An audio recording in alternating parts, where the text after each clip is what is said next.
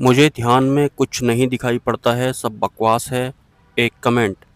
देखिए, अगर ध्यान में आपको सूक्ष्म जगत नहीं दिखाई पड़ता है, तो इसका बिल्कुल भी ये मतलब नहीं है कि किसी और को भी नहीं दिखाई पड़ता होगा। हालाँकि एक साधक का सबसे बड़ा शत्रु होता है उसका अहंकार। तो हमारा अहंकार किस तरह से डेवलप हुआ होता है कि हमें ऐसा लगता ही नहीं है कि कोई अदृश्य चीज़ भी होती होगी इस दुनिया में, जो कि हमारे सामने में कभी दृश्यमान होगी। मतलब बहुत पहले हमारी ये हमारे अहंकार की ये मान्यता या फिर धारणा भी हो सकती है कि अहंकार अपने आप को कुछ बड़ी चीज़ समझता है और अदृश्य जगत उसके सामने में कोई मायने नहीं रखता है। तो इस तरह से भी अहंकार जो होता है वो प्रोग्रेस करता है या फिर वो अपनी जगह बनाता है। और सबसे पहले एक इंसान जब अध्यात्म में आता है, तो उसके अहंकार की आध्यात्मिक यात्रा चल रही होती है, क्योंकि आज तक उसने अपने आप को जिस तरह का भी इस फिजिकल वर्ल्ड में बनाया होता है, वो वास्तव में उसके अहंकार ने बनाया होता है। तो अहंकार ही ध्यान भी कर रहा होता है और अहंकार इतना बड़ा समझता है अपने आप को कि वो पहले से ही मान चुका होता है कि ऐसा कुछ भी नहीं होता होगा। तो पहले से ही अगर मान लिया आपने कि ऐसा कुछ भी नहीं होता होगा, तो वो तो एक आवरण हो गया, अहंकार के द्वारा बनाया गया। उसके बाद आप ध्यान करने बैठते हैं, तो आप एक टारगेट जैसा सेट करते हैं माइंड के हिसाब से कि कुछ न कुछ तो दिखना चाहिए, फिर मैं खाली में आंखें बंद क्यों करूं, कुछ न कुछ मिलेगा तभी तो मैं करूंगा। कुछ इस तरह का हमारा ये टारगेट जैसा सेट हो जाता है ब्रेन में। और उसके बाद हम ध्यान करते हैं जहां हमको कुछ भी नहीं दिखाई पड़ता है, जबकि एक साधक को आंख बंद करने पर अंधकार जरूर दिखाई पड़ता है।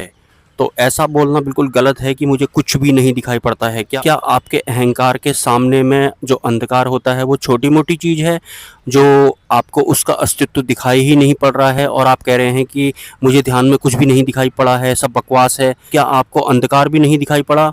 अंधकार ही वो शुरुआती द्वार होता है ध्यान का, जहाँ पर हमें फ्यूचर में या तो कोई प्रकाश पुंज दिखाई पड़ता है या फिर कोई आँख वगैरह दिखाई पड़ती है, लेकिन अंधकार से ही शुरुआत होती है।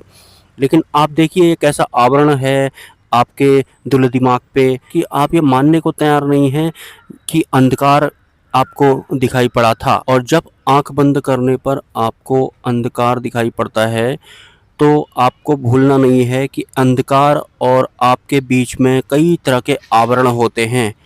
आवरण शब्द को आप इतना मामूली मत समझ लेना, ये आवरण वास्तव में होते हैं। और बुद्धि जहाँ जितना नहीं होगी, मतलब बुद्धि जितना ज़्यादा कम होगी, उतना ज़्यादा वो आवरण हटते रहते हैं। लेकिन ब्रेन से टारगेट बना के अगर आप ध्यान करने बैठेंगे कि अंधकार को देखता हूँ, कुछ दिखाई पड़ेगा, तो फिर आपका वही होगा, कई साल हो जाएँगे और आपको कुछ दिखाई भी नहीं पड़ेगा। आवरण सूक्ष्म होते हैं और आवरण धीरे-धीरे आपके हटते हैं, तो उसके बाद जा कर के आपको कुछ न कुछ दिखाई पड़ना शुरू होता है।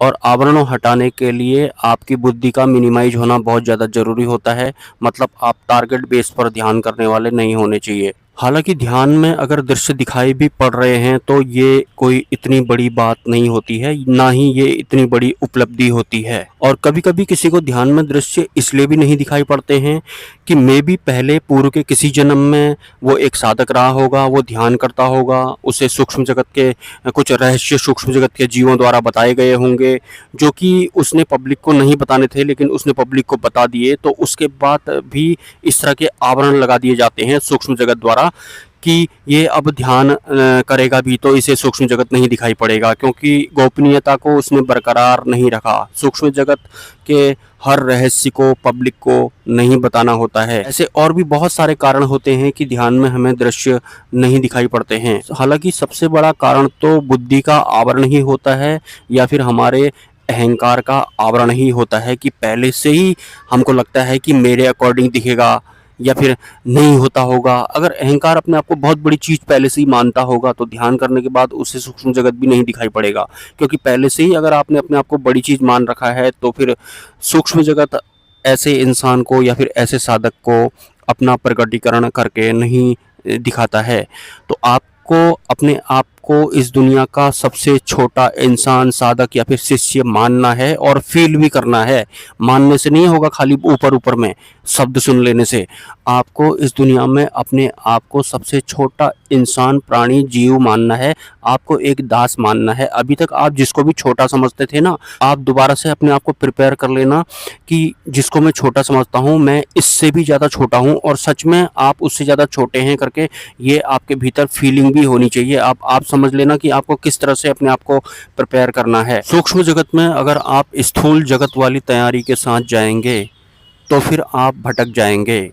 तो आपको सबसे पहले अपने अहंकार पर काम करना है और आपको अपने आप को ये याद दिलाना है कि मैं ये जो भी ध्यान वगैरह कर रहा हूँ, इसमें मेरा बुद्धि शामिल है। तो बुद्धि जितना नहीं होगा और बुद्धि को समझने के लिए या फिर बुद्धि के नहीं होने के लिए भी आप बुद्धि से ही सोचेंगे, समझेंगे, तो ये भी फंडा फेल हो जाता है। असलियत बताऊँ तो हमारे जो गुरु होते हैं, उनकी शरण में आने के बाद ही हमसे जो ये बुद्धि, ब्रेन होता है या फिर अहंकार होता है, ये डिटैच होने लगता है। मतलब गुरु कृपा का होना बहुत ज़्यादा ज़रूरी होता है और गुरु कृपा होने के लिए पहले से ही तैयारी आपको कर लेनी है कि मैं इस दुनिया में सबसे छोटा इंसान हूँ।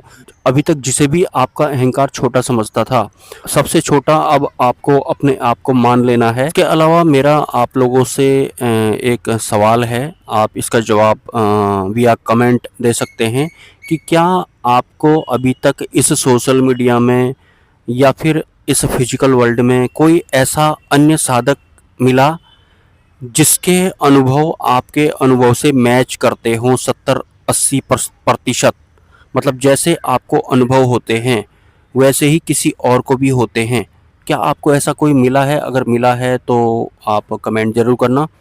ये था आज का वीडियो। सपोर्ट करना चाहते हैं अगर आप तो मेरे यूपीआई नंबर पर कर सकते हैं, व्हाट्सअप भी कर सकते हैं आप मुझे, नंबर मिलेगा मेरे कम्युनिटी सेक्शन में।